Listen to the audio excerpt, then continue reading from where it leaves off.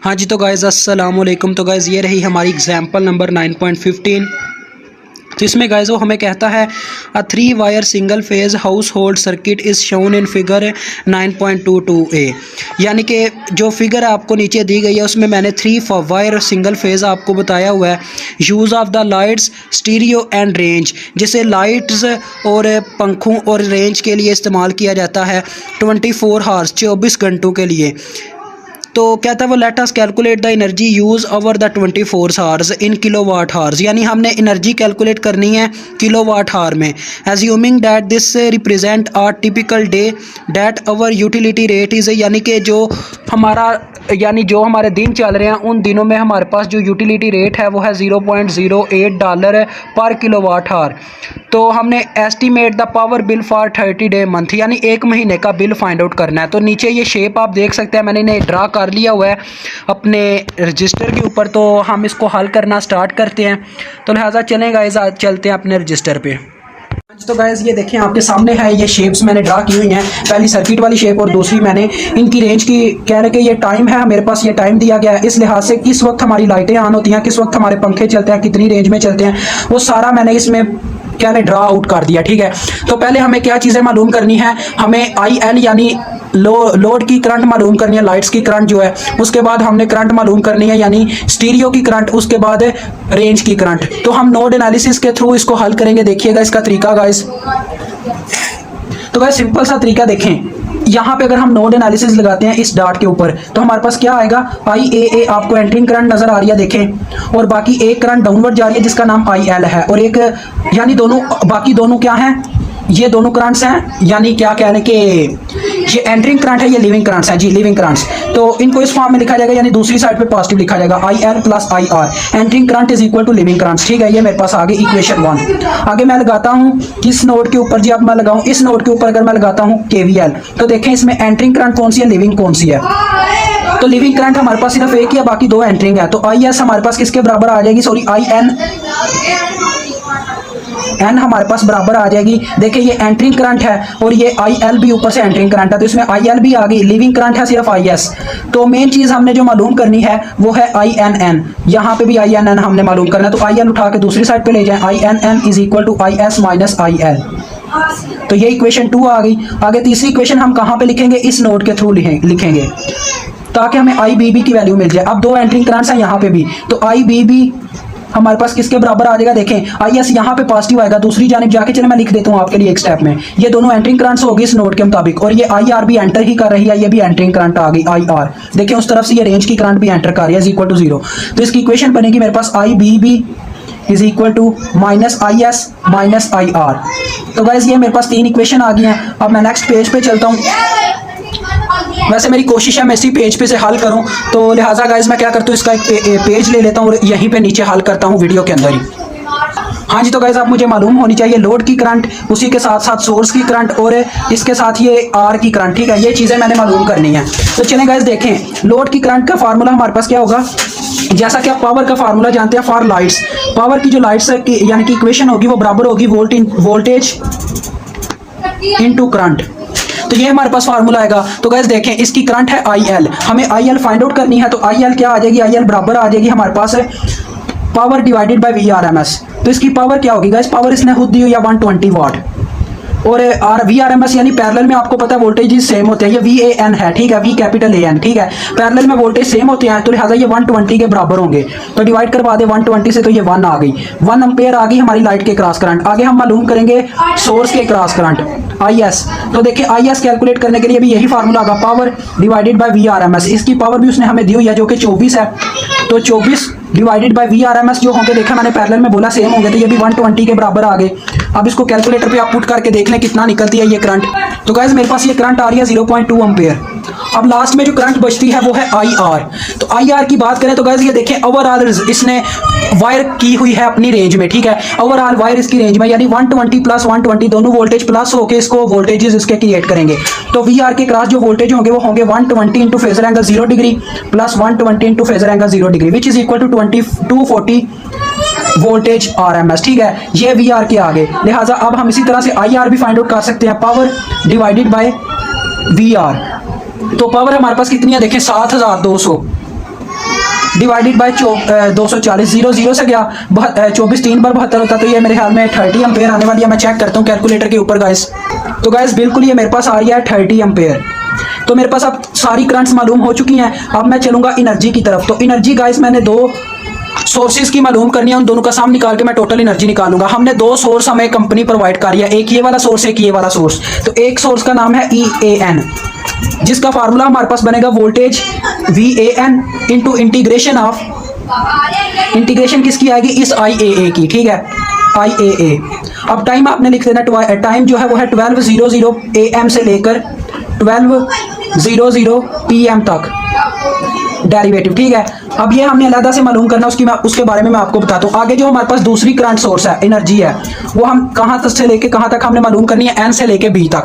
तो ENB हमारे पास बराबर होगी guys VNB into integration of, यही टाइम लिमिट्स आ जाएंगी 12 से लेके AM से लेके PM तक, ठीक है। और IBB आ जाएगी। अब गाइस IBB इंटू डेरिवेटिव आ गया। अब हमने इनको मालूम करना है, तो चले मैं अब ज़रा आसान हो ले फिर आपको बताता हूँ। हाँ जी, तो गाइस मैं एक चीज़ आपकी यहाँ पे क्लियर करना चाहता था कि देखें, हमने जब यहाँ पे पावर एनर्जी फाइंड आउट की तो हमने ये वाली करंट ली बजाय इसके कि हम सेंटर वाली करंट लेते।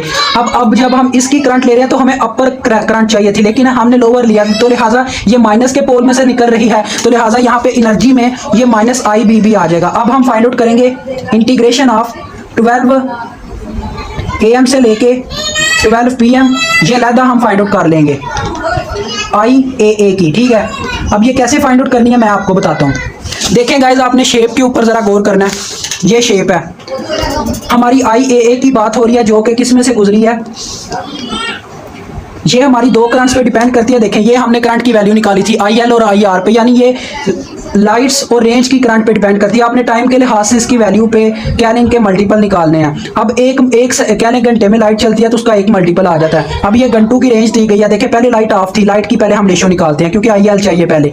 अब लाइट ने कितना देर निकाला, देखें 6, 7, 8, 9, 10, 11, यानी टाइम गिनते हैं 1, 2, 3, 4, 5, 6, 7, 8, 9। इसने 9 घंटे यहाँ पे निकाले, ठीक है, 9 आ गया, ठीक है, 9। उसके बाद ये फिर से ऑफ हो गई, फिर आगे ऑन हुई, तो ये ऑन यहाँ से हो रही है 9, 10, 11, 12, 13, 14, 15, 16 और ये 17 हो गया। ये तो शायद गलत हो गया यहाँ से कहीं पे गाइस, इससे पहले ऑफ होना चाहिए था थोड़ा। रुकिएगा, मैं मिस्टेक चेक करता हूँ। शेप के ऊपर गौर कीजिएगा, शेप बिल्कुल ठीक है, हमारी गिनने में गलती हो रही है। यहाँ से हमने चलना स्टार्ट किया था 6 से, देखें 1, ये हो गया हमारा 2, 3, 4, 5, 6, 7 और ये 8, ठीक है, यहाँ पे 8 हो गए। आगे यहाँ से हमारी लाइट ऑन हुई 9, 10, 11, 12, 13, 14 और 15 हमारी IL बनती है। तो यहाँ पे हम लिखेंगे 15 IL, ठीक है, ये आ गई। आगे हम किसका हिसाब लगाएंगे, अब हम लगाएंगे रेंज की करंट का हिसाब, यानी रेंज की करंट का। अब ये ऑफ रही है, देखें यहाँ पे आके ऑन हुई है, तो ये 1 हो गया 2 घंटे, 2, उसके बाद ये 3 और ये 4 घंटे तक ये ऑन रही है, तो लिहाजा हमारे पास 4 का मल्टीपल आ जाएगा IR के साथ। ये इक्वेशन आ गया IA की। वैल्यूज पुट करें, IL की हमने कैलकुलेट की थी, ये ऊपर ही हमने कैलकुलेट की हुई है। IL की देखिए 1 एम्पेयर है, 15 × 1 + 4 × IR की वैल्यू हमारे पास कितनी निकली थी, 30। तो इसको कैलकुलेटर पे पुट करके निकाल लें, ये बन जाएगा 120 जमा 15 135। तो ये 135 आ गया। अब मैं निकालता हूँ किसके लिए, अब मैं निकालूंगा गाइस सेकंड नंबर वाली इक्वेशन के लिए -IBB। तो इसमें चेक कीजिएगा गाइस, माइनस होने की वजह से हमारी ये दोनों करंट्स माइनस में थी तो पॉजिटिव में हो जाएगी। इसमें पहली सोर्स की स्टेरियो की करंट है, दूसरी रेंज की है, तो स्टेरियो के मल्टीपल चेक करते हैं। ये देखें, इसने 6 से चलना स्टार्ट किया, ठीक है, इक्वेशन यहाँ पे आपने देखना है। तो देखें 1 घंटा, 2 घंटे, 3 घंटे, 4 घंटे और ये 5 घंटे। 5वें घंटे पे ये यहाँ पे ऑफ हो गया, 5 घंटे। आगे यहाँ पे घंटे स्टार्ट हुए हैं, 5, 6, 7, 8 घंटे इसने कवर किया है, तो लिहाजा हमारी आ जाएगी 8IS। आगे रेंज हमारी वही होगी क्योंकि रेंज वही है, क्योंकि 4 दफ़ा रेंज ऑन हुई है। तो ये हमारे पास इक्वेशन आ गई। वैल्यूज पुट करें, 8 × IS की वैल्यू थी 0.2 और IR की वैल्यू है 30। तो देख लें गाइस ये कितना बनता है, बटे में आ जाएगा 10। तो ये चले मैं कैलकुलेटर पे पुट करके देखता हूँ। 16 divided by 1.6, 16 divided by 10 plus 120। तो गाइस ये मेरे पास 121.6 आ रहा है, 121.6। अब मैंने क्या करना है, इन दोनों का क्या करना है जी गाइज, यहाँ पे मल्टीप्लाई करवाना है, EAN में पुट कर देना इनकी वैल्यूज को। EAN is equal to, VAN की कितनी वैल्यू थी 120 और VNB की भी वैल्यू थी 120। ये आप चेक कर सकते हैं शेप के अंदर, थोड़ा पेज खराब है लेकिन माजरत चाहता हूँ। तो ये देखें VAN की वोल्टेज है 120, इसके भी वोल्टेज 120 है VNB के, यानी हम इन दोनों वैल्यूज को 120 से ज़रब करवाएंगे। 120 मल्टीप्लाई बाय 135 और E जो हमारी NB होगी उसको भी 120 मल्टीप्लाई बाय 10, 121.6। तो इन दोनों को हमने किलो में फाइंड आउट करना है, इतना याद रखिएगा, 120 मल्टीप्लाई बाय 135। तो लिहाजा गाइस ये मेरे पास आ रही है 16.2 किलो वाट। अब नीचे वाले का हिसाब लगाते हैं, 120 मल्टीप्लाई बाय 121.6। तो ये गाइस मेरे पास आ रही है 14.6 किलो वाट। ये दोनों फाइंड आउट हो चुके हैं। अब आप टोटल एनर्जी फाइंड आउट कर लें दोनों का सम करके, ई टोटल ये आ जाएगा 16.2 plus 14.6 which is equal to,